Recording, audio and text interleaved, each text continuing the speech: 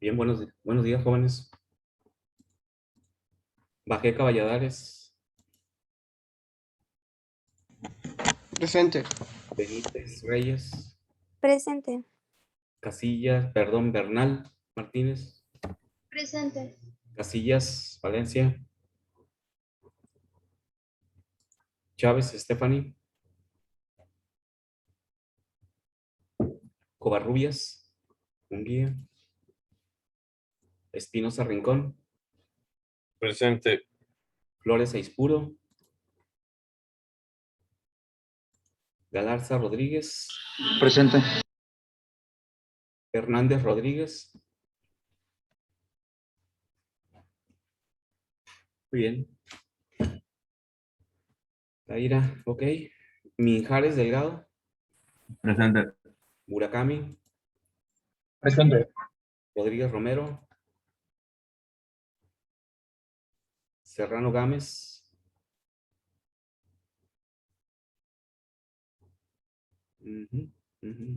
ok, Stephanie. Entonces, muy bien. Serrano Gámez, ¿no está? Soto Cisneros, Presente. Valencia Cuen, Presente. Villegas Sotelo. Presente. Ok, 3, 4, 5, 6, 7, 8, 9, 10, 11, 12 conmigo. 13. ¿Alguien más está ahí? ¿Quién se conectó ahorita? A ver, Casillas, ¿no está? Chávez Stephanie. Covarrubias, no. Estoy. Chávez. Chávez. Ah, eres tú, Chávez. Muy bien. ¿Listo, Stephanie? Faltaba alguien. Muy bien, vamos a continuar. Estamos trabajando con sustancias puras, ¿verdad? ¿Cómo definimos una sustancia pura? Desde el punto de vista termodinámico. ¿Qué es una sustancia pura?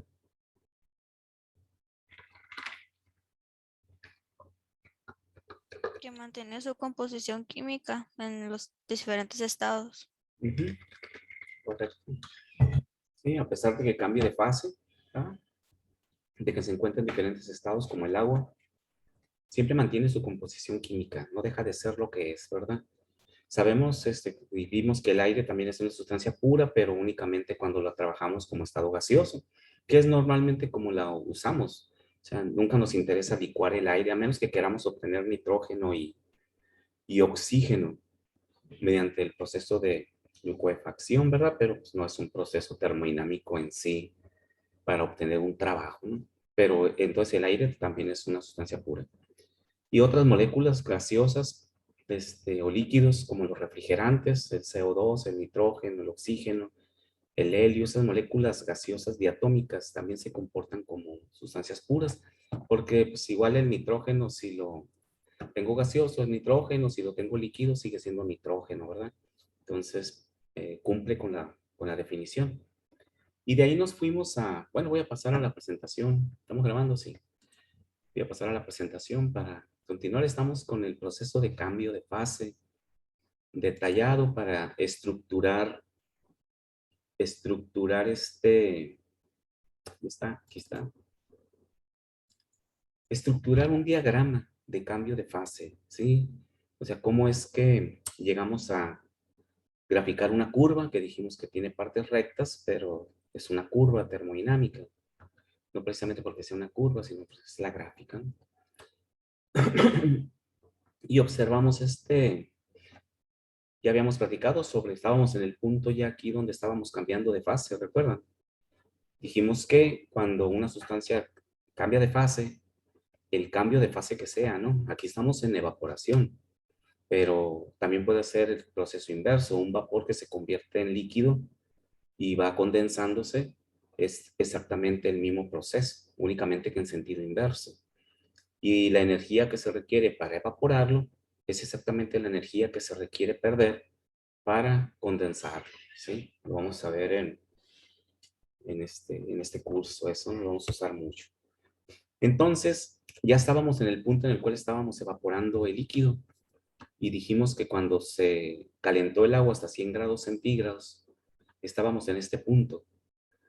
Y posteriormente seguimos calentando y el vapor empezó a aparecer y el líquido empieza a desaparecer hasta el punto 4 en el cual ya no tenemos ninguna molécula de agua. Todo nuestro líquido se ha convertido, bueno, agua líquida, ¿no? Todo nuestro líquido se ha convertido en vapor en este punto.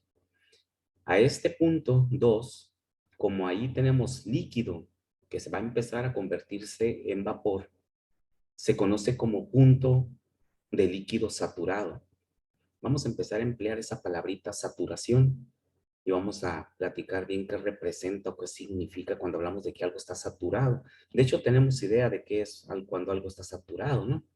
Si agarramos azúcar y la revolvemos, la echamos en agua, no le vamos a echar azúcar hasta el infinito y más allá, ¿no? Porque se va a empezar a quedar sin disolverse. ¿Por qué? Porque hay un punto de saturación. Es decir, es lo más que soporta de azúcar esa cantidad de agua. Ahí está, ahí vamos a llegar a ese punto en el cual ya una partícula de azúcar, una molécula de azúcar, ya no se disolvió, llegamos al punto de saturación. Se saturó de azúcar. Por lo tanto, todo lo que agregue después seguirá siendo azúcar no ionizada, no disuelta, ¿no? Aquí es lo mismo. Tenemos aquí este líquido saturado, está en el punto en el cual va a empezar a cambiar de fase, ¿sí? A partir de ahí se va a empezar a convertir en vapor. Acá también tenemos líquido, ¿verdad? Pero chequen que dice aquí líquido comprimido. Todo lo que es el líquido, desde que la tomé de la llave y lo echamos en la calentadera o en la cafetera esa, y lo empezamos a calentar, sigue en estado líquido, pero está cambiando de temperatura. En ese proceso decimos que ahí tenemos líquido comprimido. ¿Por qué? Porque sigue como líquido, simplemente, ¿no? Para diferenciarlo de líquido saturado. Cuando ya llegó a líquido saturado, significa que ya está a punto de empezar a cambiar de fase. Cuando se empezó a evaporar el líquido, empezó a viajar en esta dirección hasta este punto, ¿sí? Esta línea, observen que hay un cambio importante de volumen. Aquí todavía tenemos un volumen que es prácticamente el del agua, porque sigue siendo agua caliente, pero sigue siendo agua, ¿sí? Pero cuando se empieza a convertir en vapor, el agua vaporizada ocupa un gran volumen cuando es vapor, pero sigue siendo agua, ¿sí? Entonces empieza a cambiar muy rápido su volumen, porque crece el volumen, porque cada molécula de líquido ahora está como vapor y ocupa ocupa un volumen muy grande. Entonces el volumen cambia rápidamente y empieza a crecer el volumen, la temperatura se mantiene constante y observamos que la presión también se mantiene constante, ¿sí? Aquí no cambia la presión. ¿Por qué? Porque el vapor se está liberando a la atmósfera, ¿no? Si la cafetera la cierro, de modo de que no se puede escapar el vapor, en ese proceso ya no es a presión constante, porque el vapor que está encerrándose, quedándose encerrado dentro de la cafetera, va a generar una presión ahí, ¿no? Todos hemos observado eso, ¿no? Hasta que no reviente la cafetera en caso de que o aviente líquido para todos lados, ¿no? Y se nos derrama la cafetera por exceso de presión. No, las cafeteras dejan escapar el vapor para que no suceda ese fenómeno. Entonces sigue estando a presión constante porque el vapor se está liberando a la atmósfera, de tal forma que mantiene la presión dentro de la cafetera a la misma presión de una atmósfera. Por esa razón, observamos que toda esta curva, en cualquier parte de esta curva, la presión es de una atmósfera. Por eso aquí dice, observen, presión una atmósfera. En cualquier punto, ¿no? Una hormiga. Ay, ven que andan por la humedad, andan las hormigas a todo lo que da. ¿Está bien? Sí. Ahí está. Uf, yo me pego un infarto, digo, sientes de repente la mordida de la hormiga, ¿no? Bien, voy a tener que echar frío. Después de este imprevisto. Ok, entonces siempre es la presión de una atmósfera, ¿no? Entonces, en este punto es líquido saturado porque empieza a cambiar de fase. Es decir, estamos aquí no en el estado 2. Todavía todo es líquido. Observen en este diagrama, que es en el estado 3, aquí en medio, tenemos una parte vapor y una parte líquida, ¿sí? Porque de aquí a acá se está convirtiendo en vapor. Aquí tenemos mucho más líquido, ¿no? Porque apenas comienza la evaporación. Y el líquido va disminuyendo hasta que se convierte todo en vapor. Y eso lo observamos aquí, ¿no? En este recipiente es un recipiente émbolo pistón, porque en la cafetera se nos va el vapor hacia la atmósfera y se nos pierde, ¿no? Si tenemos un émbolo pistón, es decir, una jeringa, pero metálica, ¿no? Para que no se queme. Y la tapadera se puede mover de tal modo que el vapor vaya empujando la tapadera, de tal forma que siempre se mantenga una presión de una atmósfera dentro del recipiente, ¿sí? Porque si se cambia el volumen, recuerden, si cambia el volumen y está cambiando la temperatura, esas dos cambian, la otra propiedad se mantiene constante, la presión, ¿sí? Y el vapor está confinado dentro del recipiente. La ventaja de un recipiente de este tipo, a diferencia de la cafetera, es que tengo el vapor en mi sistema, no se está yendo a ningún lado, ¿sí? Por el concepto de que después lo vamos a sobrecalentar. Y si se va de la cafetera a la atmósfera, el proceso de sobrecalentamiento no lo podemos hacer en ese experimento, ¿sí? Porque el vapor ya se nos fue a la atmósfera, ¿no? Entonces, pero en este recipiente sí, el vapor está quedando confinado adentro de la jeringa de ese recipiente émbolo pistón. Y como la tapa se está moviendo, nunca se incrementa la presión en su interior, se mantiene una atmósfera. Entonces tenemos una mezcla. Aquí la palabrita es que hay una mezcla de vapor y una mezcla de líquido dentro del mismo recipiente. Por eso a esta región horizontal se le llama región de mezcla o también se le llama región de calidad. Calidad de vapor, porque recuerden que calidad representa un cambio, ¿no? ¿Cuál es la calidad de una sustancia? ¿Cuál es su composición? ¿Sí? ¿Cómo está compuesta? No, pues la mitad vapor, la mitad agua. Tiene una calidad del 50%, es una proporción, la calidad. Entonces, aquí la calidad, como es una proporción y es un porcentaje, aquí al inicio decimos que tenemos 100% líquido. ¿Sí? Ya que va a cambiar de fase, aquí estamos en los puntos de cambio de fase, ¿no? Sabemos que aquí estuvimos calentando el líquido y no pasó nada, ¿no? Simplemente se calentó, adquirió calor sensible. Pero cuando llega a su punto de saturación como líquido, entra en la región de calidad y empieza a convertirse el líquido en vapor. Primero tengo 100% líquido, por lo tanto en el otro extremo de mi gráfico tengo 0% vapor. Todavía no hay vapor. Adentro de mi recipiente todavía no hay vapor. Cuando se empieza a evaporar, empieza a disminuir el porcentaje de líquido, ¿no? De 100 baja a 90, quiere decir que el 10% ya se convirtió en vapor, ¿sí? Entonces siempre es una diferencia contra el 100%. Tengo 70% de líquido, quiere decir que ya tengo 30% de vapor. Y así, en este punto final, entonces la proporción de líquido se vuelve 0 y tengo 100% vapor. ¿Ok? Por eso se dice que en la región de calidad, es decir, en la región de cambio de fase o en la región de mezcla, vamos de 0 hasta 1, es decir, vamos de 0% hasta 100%. La calidad se representa con una letra X, porque va cambiando con respecto del proceso. Y representa la cantidad de vapor que hay, ¿sí? Por lo tanto, aquí X es igual a 0 y acá X es igual a 1. Siempre la calidad está enfocada y porque puede haber dos porcentajes, ¿no? 70% líquido, 30% vapor. Entonces, la calidad siempre la referimos con respecto de la cantidad de vapor. ¿Sí? Entonces, cuando tengamos 30% de líquido, nuestra calidad es 30% de vapor. ¿Sí? O 0.3. Sabemos que es una fracción, es un porcentaje. Entonces, vamos desde 0 vapor hasta 100% vapor. De líquido saturado, 0% vapor, hasta vapor saturado, 100% vapor. ¿Ok? Aquí observamos el punto, observemos que ya no tenemos líquido. Todo es vapor, sigue a una atmósfera de presión, porque la tapa, observen que la tapa va haciéndose más alta, ¿no?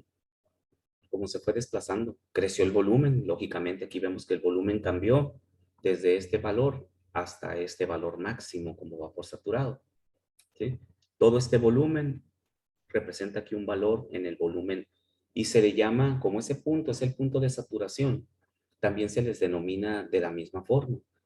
Este punto tiene un volumen de vapor saturado, ¿sí? Porque ahí tengo puro vapor y es saturado, tiene volumen de vapor saturado, tiene una presión de saturación como vapor ahí, ¿sí? Y tiene una temperatura de saturación. De ahí viene la palabra saturación que vemos en las tablas, ¿no? Presión saturada, temperatura saturada. Significa que esos datos se tomaron en los puntos en los cuales tenemos las condiciones de saturación de líquido y de vapor.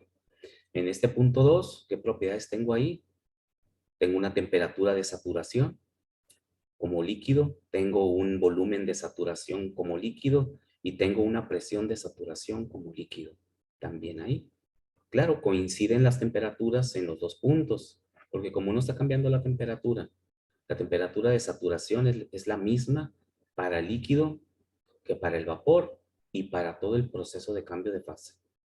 La presión, como la tapa se movió y no se incrementó la presión adentro del recipiente por el vapor generado, la presión es la misma. Todo está dibujado sobre una misma curva, ¿sí? Y lo que está cambiando es el volumen. Observamos que aquí no hay cambio de volumen prácticamente. Aquí prácticamente no hay cambio de volumen. Cambia muy poquito, lo vamos a ver en las tablas termodinámicas. Cambian 10 milésimas de metro cúbico, o sea, prácticamente no pinta. Por eso se considera que es volumen constante. Pero para cálculos termodinámicos, luego es cuando tenemos pocas cantidades de masa, luego sí es representativo ese pequeño cambio de volumen, ¿sí? Pero prácticamente no cambia. Empieza a cambiar el volumen a partir del punto 2 y se incrementa en forma importante hasta un volumen máximo en el punto 4. Todo vapor. ¿Ok? ¿Alguna pregunta hasta ahí, jóvenes, antes de pasar a la región de vapor sobrecalentado?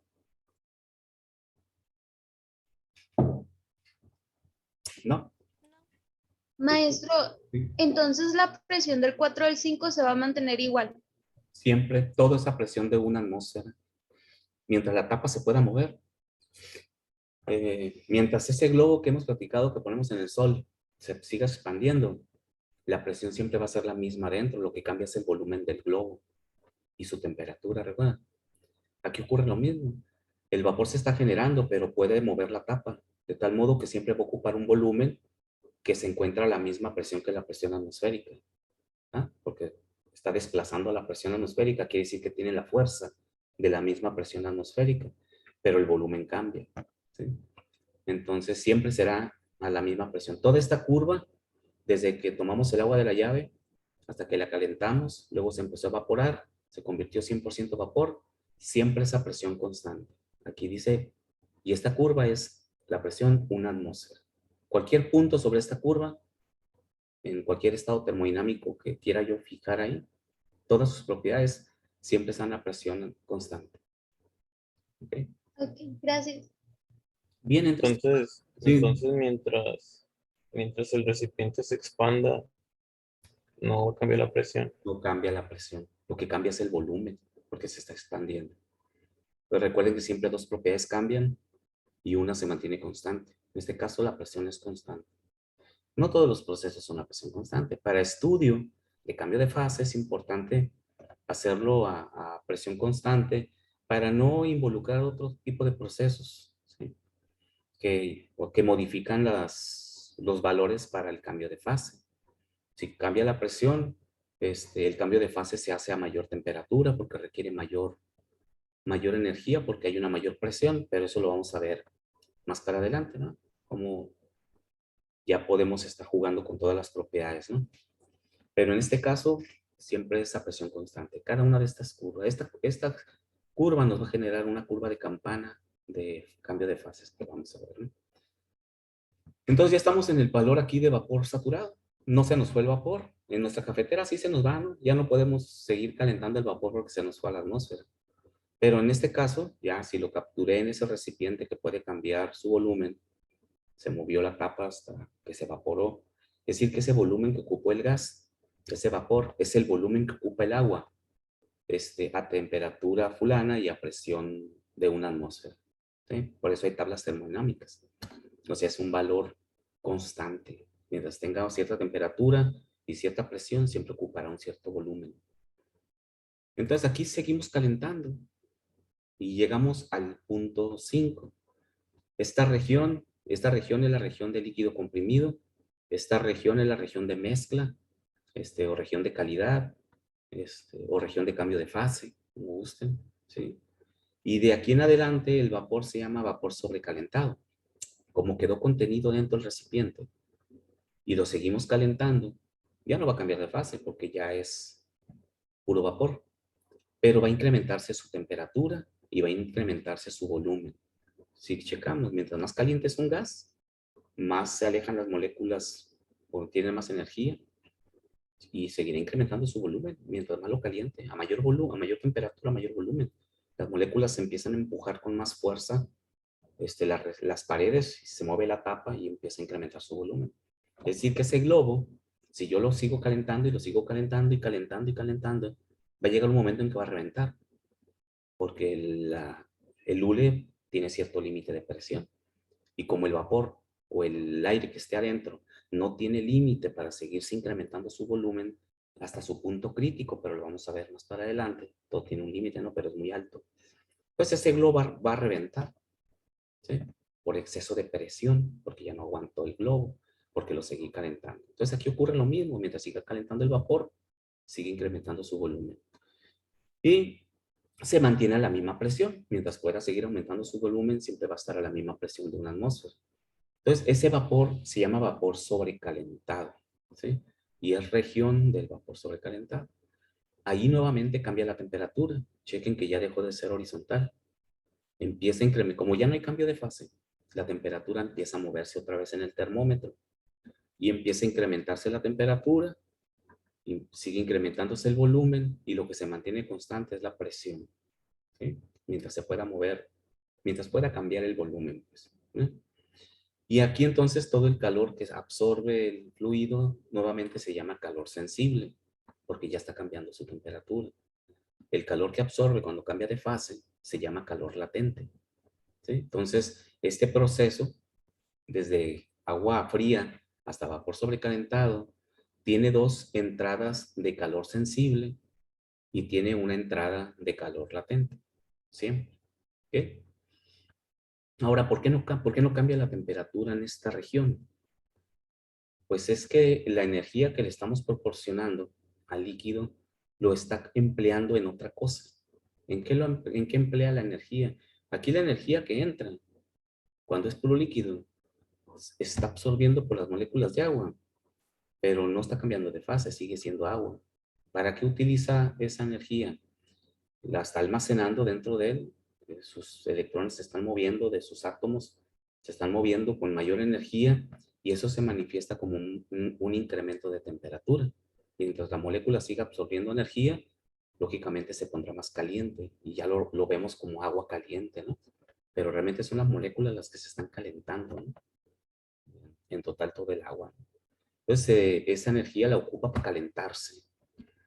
Y cuando está cambiando de fase, la energía que absorbe, cuando ya está bien caliente, la utiliza para liberarse a la atmósfera, la convierte en trabajo. Es energía cinética de movimiento. La molécula de agua se va a despegar del fluido. Recuerden que las moléculas, cuando vimos las fases, ¿no?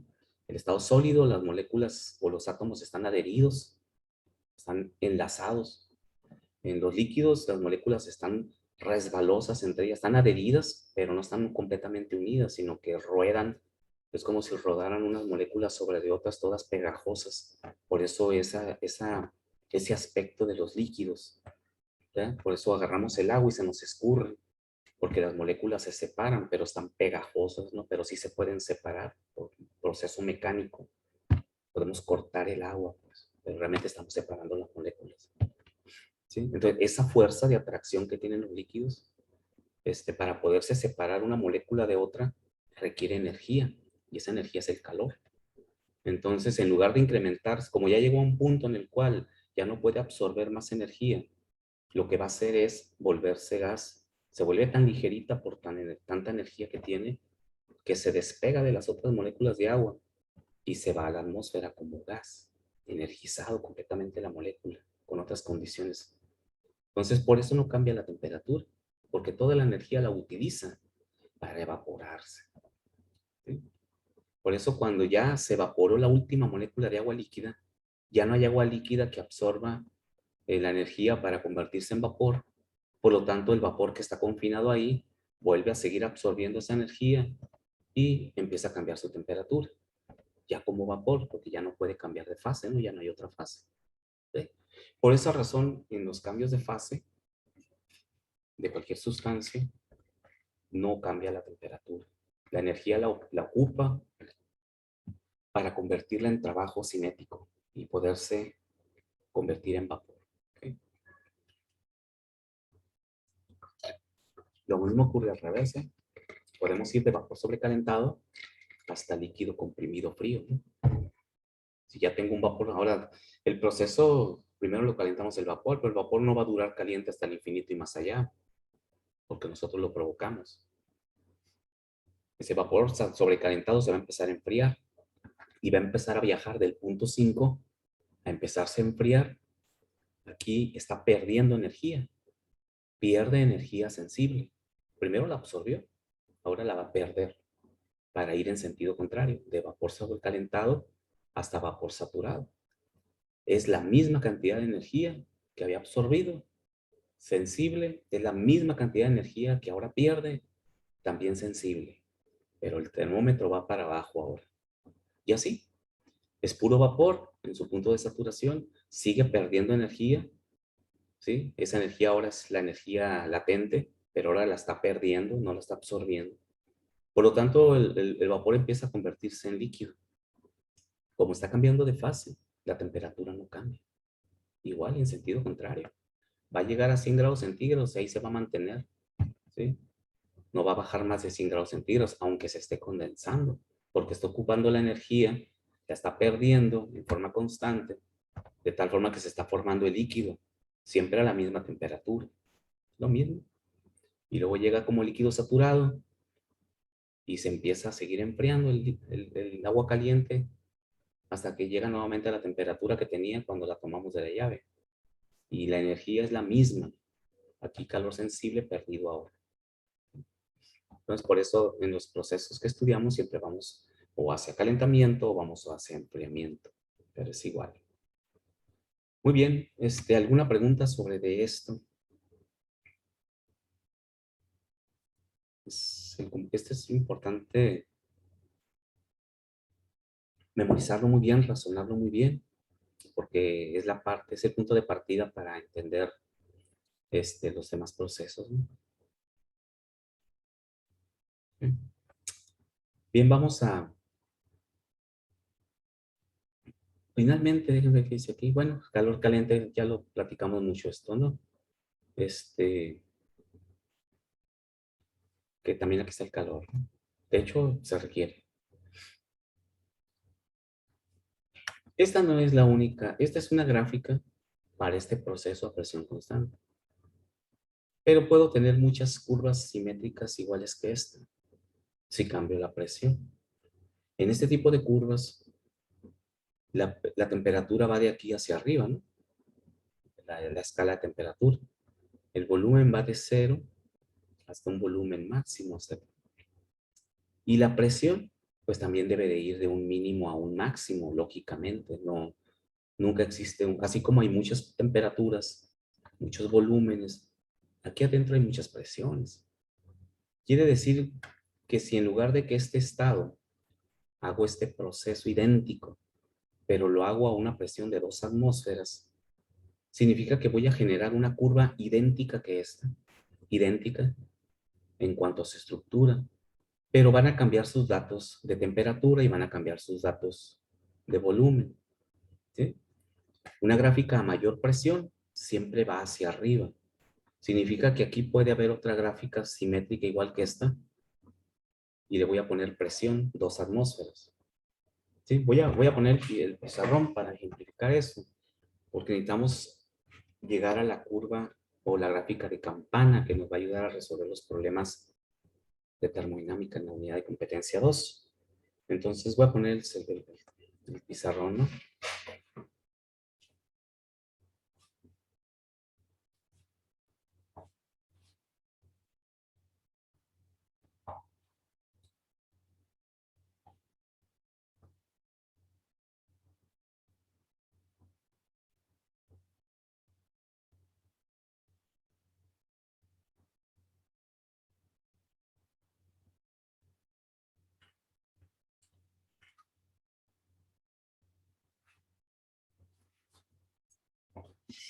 Creo que ahí está.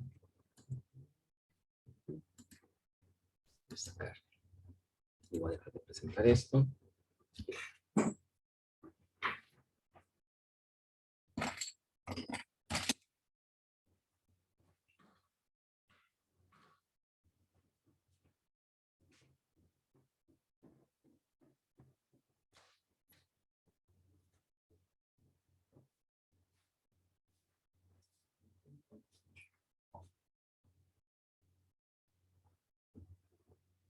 ¿Sí la ven ahí? ¿Sí va? Es temperatura, es volumen. Se llama diagrama de fases.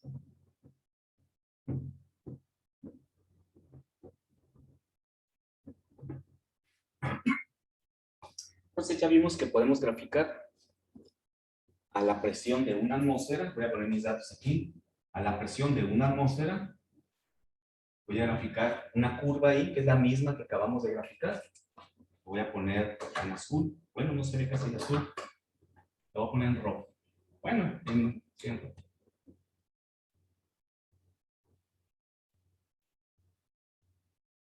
Presión, una atmósfera. ¿Ah? Sabemos entonces que este punto es líquido saturado, que este punto es vapor saturado. Esta región es la región de líquido, comprimido o frío. También se le conoce como líquido subenfriado, ¿no? Porque está frío o líquido abajo de la temperatura de saturación. Se conoce también como líquido subenfriado. Y esta región de acá es vapor sobrecalentado. Y esta parte de aquí se le llama la región de calidad. Voy a poner una X ahí, que va desde 0, X, va desde 0 hasta 1. Es decir, desde 0 hasta 100% de vapor. Se mide con respecto del vapor. Y esa es la curva que acabamos de explicar, ¿verdad? Pero ¿qué pasa si en lugar de que trabaje mi proceso a una atmósfera, lo trabajo a 2 atmósferas? Es decir, modifico mi sistema de tal forma que no se pueda mover la tapa y que adentro de mi sistema tengamos una presión incrementada de 1 atmósfera. Eso sería lo que, físicamente, lo que tendríamos que hacer, ¿no? Impedir que se mueva el volumen lo suficientemente, que se mueva menos, y de tal modo que siempre se mantenga, no se va a mover la tapa, ¿no? Va a estar el vapor generándose. Y cuando llegue a una presión de 2 atmósferas, ahí se va a empezar a mover la tapa, de tal forma que siempre va a tener una presión de 2 atmósferas adentro. Quiere decir que visualmente no van a estar tan altos los volúmenes como cuando es una atmósfera, ¿no? Deberían de estar relativamente a la mitad, ¿sí? Porque incrementé el doble de presión, quiere decir que mi volumen se reduce a la mitad. ¿Ah? Significa que, así como las temperaturas crecen de aquí hacia arriba, aquí son 100 grados centígrados, y el volumen también crece hacia allá, aquí hay un volumen de saturación de líquido. Le voy a poner su índice. Saturación de líquido, que se conoce como el volumen de líquido. Y aquí voy a poner un volumen del vapor en su saturación. La otra gráfica de 2 sería una gráfica como esta.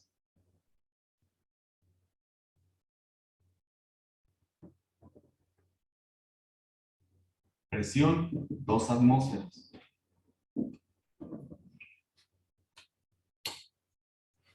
Si se fijan que la puse arriba, porque la presión crece de abajo hacia arriba. Y observen que tendría otra temperatura diferente de saturación. Voy a mover el...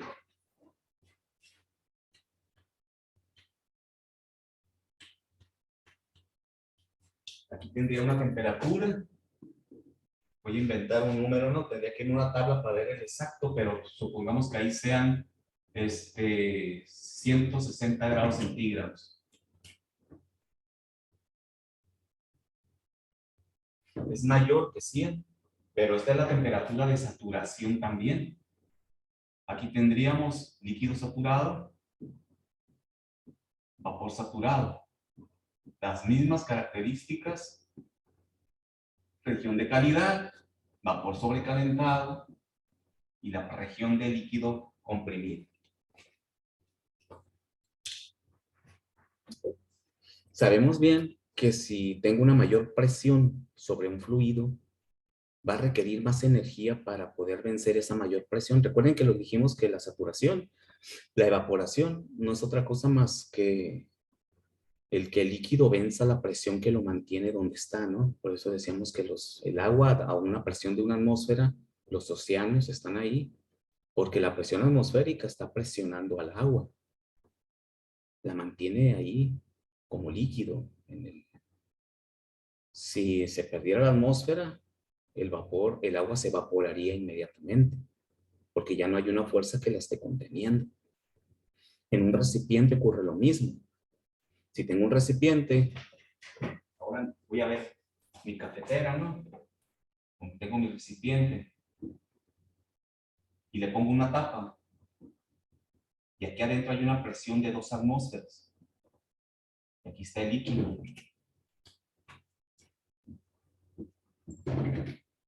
Para que este líquido se evapore, cada molécula necesita empujar con una presión un poquito mayor a 2 atmósferas para convertirse en vapor. Y checan. Necesitamos una molécula más fuerte, más energizada para vencer esa presión de 2 atmósferas ahora. Por lo tanto, necesita mayor energía. Y necesita mayor energía y se va a reflejar en una mayor temperatura. ¿Sí? Quiere decir que mientras se incrementa la presión, se incrementa la temperatura de saturación. Por eso ahí observamos que en nuestro gráfico sí requiere una mayor temperatura. No sé si sean esos 160, pero requiere una mayor temperatura. ¿Sí? Y va a ser el mismo proceso, se va a empezar a evaporar a una mayor temperatura. Esa temperatura ahora va a ser la temperatura de saturación a una presión de 2 atmósferas. La temperatura de saturación a una atmósfera, esa la conocemos todos. Sabemos que el agua hierve a 100 grados centígrados cuando está a una atmósfera de presión. Pero ahí va a tener otra diferente. Y se va a evaporar con otro volumen de líquido, se va a evaporar con otro volumen de vapor y todas las condiciones cambian en sus valores, pero siguen siendo las mismas propiedades. De tal forma que yo puedo ir hasta el infinito bueno, no hasta el infinito, hasta sus puntos críticos, podemos ver propiedades críticas. Puede seguirse incrementando la presión hacia arriba, 3 atmósferas, 4 atmósferas. Entonces siempre tendríamos curvas muy similares, pero haciéndose cada vez más chiquitas.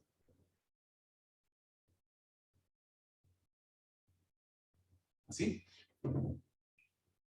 ¿no? Van que es la misma curva, pero se va haciendo más chiquita. Y lo mismo ocurre hacia abajo. Si disminuyo la presión, habría una curva más grandota abajo.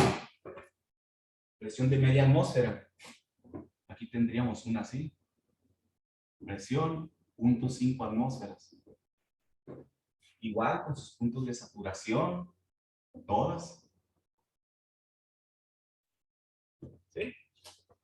Siempre tenemos un gran número de campanas, todas simétricas, haciéndose más chiquitas hacia arriba, más grandes hacia abajo. De tal forma que yo puedo unir todos los puntos de saturación de todas las curvas. Y uno todos los puntos. Más o menos así.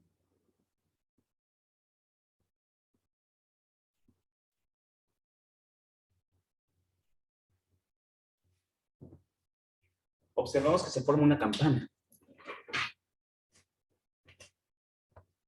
Esa campana se llama campana de fases.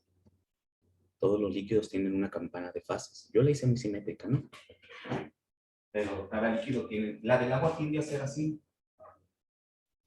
Con un sesgo más o menos así. Cada fluido tiene una campana diferente. Más chiquitas, más gorditas. Va a depender de las propiedades químicas que tiene cada compuesto. ¿Sí? Ahí veis muy simétrico, quedó muy perfecto. Pero tiende a estar sesgada siempre hacia la derecha, un poquito. Se llama campana de fases. Y cuando resolvemos problemas de termodinámica, lo que graficamos es una campana de fases. Y hay que entender cómo se genera esa campana de fases. Se genera a través de un número infinito de presiones, en donde siempre tenemos diferentes puntos de saturación, que es donde comienzan a cambiar de fase para esas diferentes presiones, de tal forma que siempre forma una campana. ¿Sí? Es decir que aquí hay un infinito de curvas así.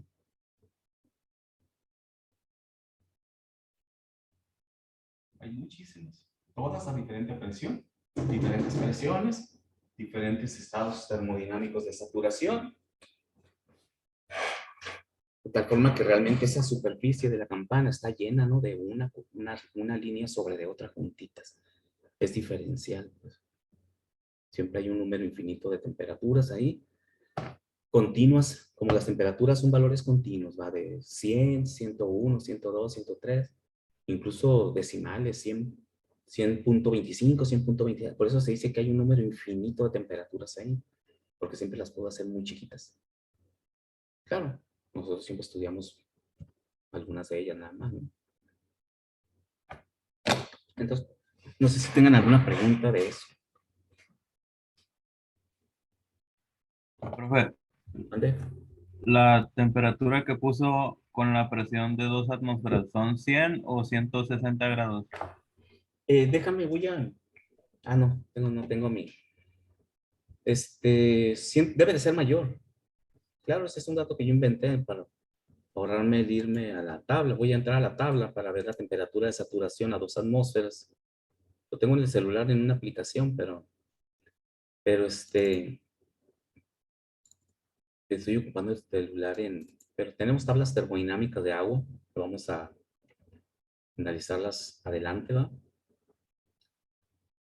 A 2 atmósferas,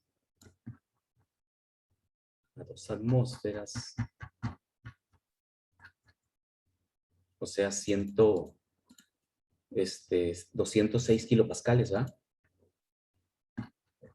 Las tablas vienen en kilopascales, no vienen en atmósferas.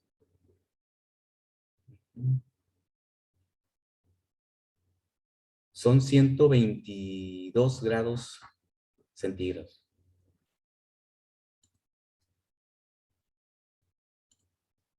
Esa es la temperatura real de saturación. Después vamos a ver de dónde la sacamos, ¿verdad? Cuando tenemos que revisar el uso de tablas termodinámicas. 122 grados centígrados. ¿Qué significa ese 122? Entonces, que a 122 grados empieza a cambiar de fase el agua, hierve el agua, cuando la presión es de 2 atmósferas. ¿Sí? Y sabemos muy bien que si la presión disminuye, ocurre lo contrario. Por eso decimos que en la Ciudad de México el agua hierve a menor temperatura. Es como la clásica pregunta capciosa, ¿no? Que dicen, ¿dónde se cose más rápido un huevo? Huevos duros, ¿no? Hervidos en agua. ¿En dónde se cose más rápido? ¿Aquí o en la Ciudad de México? ¿Sí? Entonces, va en el sentido de dónde se evapora más rápido el agua, pues. Aquí o en la Ciudad de México. Pues en la Ciudad de México. Requiere menos temperatura. En la Ciudad de México el agua no hierve a 100 grados centígrados. Porque hay una pequeña presión menor. Andan como en 97, 98 kilopascales. Así que no llega a los 100 grados centígrados. Es una curva en la Ciudad de México. La curva está aquí abajito. Va abajo de la de una atmósfera que pintamos esta. Va aquí abajo. Una presión un poquito menor a una atmósfera. ¿Sí? Allá hierve más rápido. Allá se necesita menor energía para que hierva el agua, porque la atmósfera es menos fuerte. Por lo tanto, las moléculas de agua necesitan menos energía para vencer esa presión y convertirse en vapor. ¿Significa esto? Que yo puedo estar reduciendo la presión en un recipiente. Incluso si yo tengo líquido en un recipiente cerrado y le saco el aire, el aire con una bomba de vacío, ¿qué va a pasar con el agua que esté adentro de ese recipiente? Si le estoy sacando el aire. Recuerden que la presión es el aire, ¿no? ¿Qué pasaría finalmente con el agua?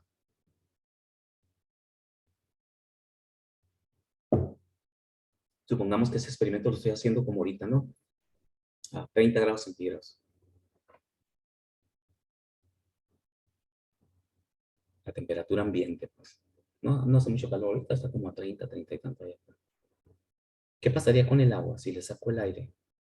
Le sigo sacando el aire.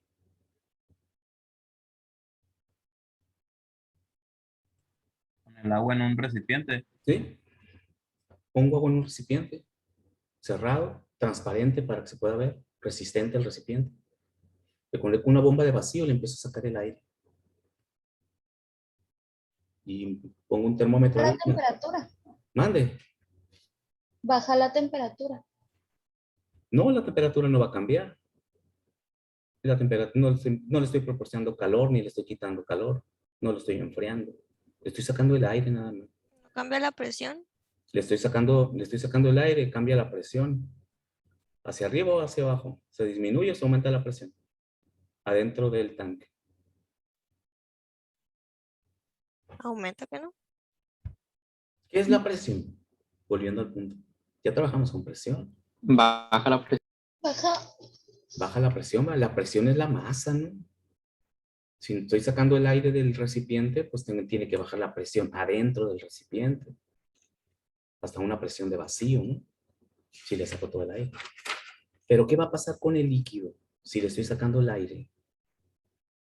Después de todo lo que hemos analizado de presión, temperatura, volumen, que cambia de fase, temperatura de saturación. Va a tener más bajo el cambio de fase. Entonces, ¿qué observaríamos? Correcto. Entonces, ¿qué observaríamos?